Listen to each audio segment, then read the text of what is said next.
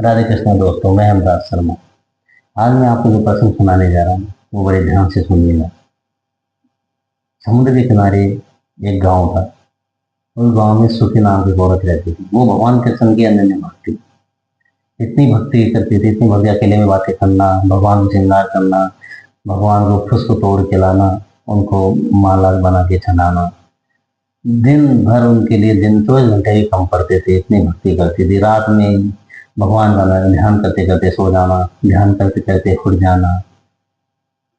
तो दोस्तों यकीन मानिए, लोग उनको पागल बोलते थे। पागल क्यों बोलते थे? कि अकेले में बात करती थी। अकेले में आदमी बात करता है तो लोग पागल बोलते हैं। लेकिन सखी को लोग उस दौर में पागल बोलते थे कि अकेले में बड़बड़ाती रहती है। लेकिन उनको क्या पता ये भगवान से बातें करती है। तो दोस्तों एक बार हुआ यूं कि भगवान ने सुखी को एहसास कराया स्वप्न में कि सुखी, ये गांव डूबने वाला है, समुद्र की लहरें उठने वाली है, तो निकल जाए यहाँ से। तो सुखी को जब आँख खुली, चेतनता जगी, तो सुखी ने सब गांव वालों को कहा, घर घर जाके कहा कि अपनी जान बचाना हो तो बचा लो, कल गांव डूब जाए। तो दोस्तों सब लोग उसकी हंसी मजाक करने लगे। बोले, और सुखी ज्ञान भी देने लगी। अब सुखी ज्ञान भी देने लगी। पहले तो पागल थे, अब ज्ञान भी देने लगी। किसी ने बात पे विश्वास नहीं किया। बोले, सुखी तेरे को जाना तो जा, हम तो नहीं जाएंगे। तो दोस्तों यकीन मानिए, किसी ने सुखी की बात नहीं मानी। सुखी ने किसी गाड़ी वाले को बुलाया, बैलगाड़ी वालों को बुलाया, और अपने सामान जो कच्चे मकान में रखे हुए थे उनको उठा के चले गए। और गाड़ी वाला भी सुखी के ऊपर विश्वास करता था, क्योंकि वो सुखी को मानता था कि भगवान की। कुछ दूरी पर गई, गांव से निकल गई गाड़ी से, धीरे धीरे धीरे। सब लोग हंसी कर रहे थे, सुखी जा रही है, आ जाएगी, वापस आ जाएगी, गांव वाले बोलते थे। तो दोस्तों कुछ कुछ घंटों बाद, 5-7 घंटों बाद सुखी को फिर याद आया। ठाकुर जी ने उनको एहसास कराया कि कोई चीज रह रही है सुखी, जो तो मेरी मेरी कोई चीज रह रही है, ये तुम भूल गए। सुखी को याद आया कि हाँ, मैं जिस सुई से मेरे ठाकुर जी को माला बनाती थी, वो सुई तो वहीं रह गई। तो दोस्तों यकीन मानिए, सुखी गई गांव में वापस। गाड़ी को वहीं खड़ा करके गाड़ी वाले से बोली, भैया मैं जाऊं, मेरे ठाकुर जी की सुई लेता हूँ। सुई लेके गई, गांव में गई। तो गांव वाले वापस हंसी मजाक करने लगे। चल देखो, अभी तो गई है, वापस आ गई।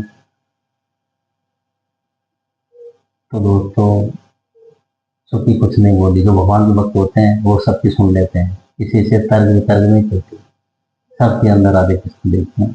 सुखी ने भी वैसा ही किया। जो बातें वगैरह थी, हंस मजाक कर रहे थे, कुछ नहीं बोली। अंदर गई, अपने मकान के अंदर, जो कच्चा कुच्चा मकान था ठाकुर जी का दिया हुआ, उसमें से भगवान की घर की जो सुई रखी थी वो उठाई और चल दी। दोस्तों यकीन मानिए, जैसे गांव गांव से गाड़ी की तरफ गई सुई लेके, वो समुद्र में लंबी लंबी लहरें उठी और वो गांव जलमग्न हो गया। फिर गांव वालों को एहसास हुआ कि सुखी सही कहती थी, गांव डूब गया। दोस्तों जब तक वो सुई घर के अंदर थी, उस गांव के अंदर जब तक वो सुई थी, तब तक उस गांव का बाग बाका नहीं हुआ। जैसे वो सुई उठाई, 1 घंटा भी नहीं लगा गांव को जलमग्न होने। तो दोस्तों भगवान के ऊपर दृढ़ विश्वास करना चाहिए, क्योंकि कोई पल, मिनट, सेकंड ऐसा नहीं है जो भगवान के बिन हो। आज हम सांस भी ले रहे हैं, ये मिनट सेकंड है, सब ठाकुर जी का दिया हुआ है, अपना कुछ भी नहीं है।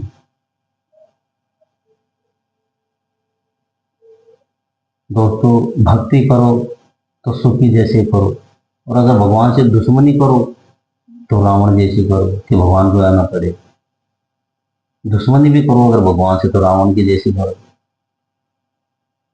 और भक्ति करो तो माँ सबरी, माँ मीरा और माँ सुखी, कई ऐसी देवियाँ धरती को ये जिन्होंने भगवान का साक्षात्कार किया। राधे कृष्णा दोस्तों।